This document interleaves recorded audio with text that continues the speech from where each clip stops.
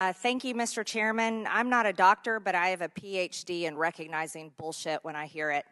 I'd like to point out to everyone that we knew early on, as a matter of fact, everyone knew early on, that the people that were at risk of hospitalization and dying of COVID were those that were obese, had diabetes, were over the age of 65.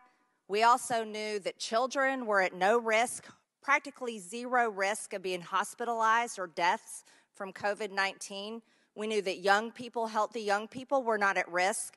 However, Dr. Marks, you rushed through this process of authorizing these vaccines, even though you knew the side effects, you knew about myocarditis, and you knew about the studies. So let's be very real about the situation that we have. Here we have, let's talk about the reports on VAERS. Some people in here are trying to belittle these reports, but these reports come from people that died, people that got injured. And in December, in the middle of December, I think it was the 10th or the 11th, the first vaccine was approved. It was authorized under emergency use.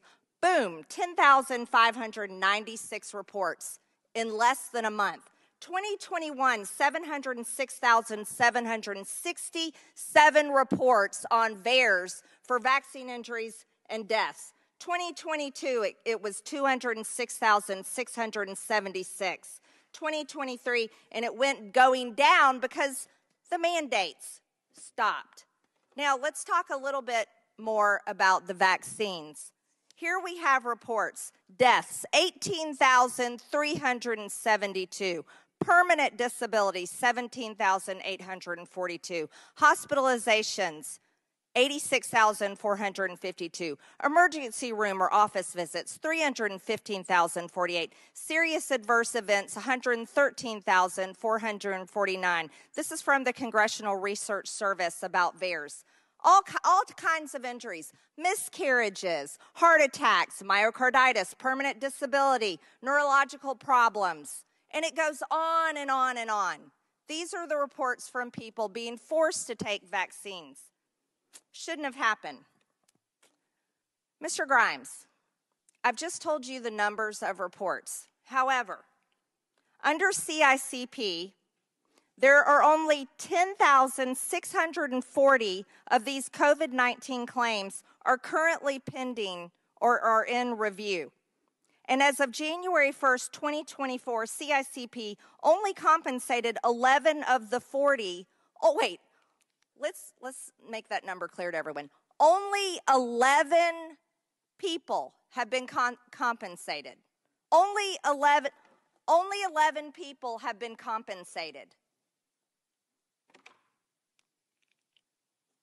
Out of the 40 COVID-19 claims it determined were eligible, only 40 were determined eligible.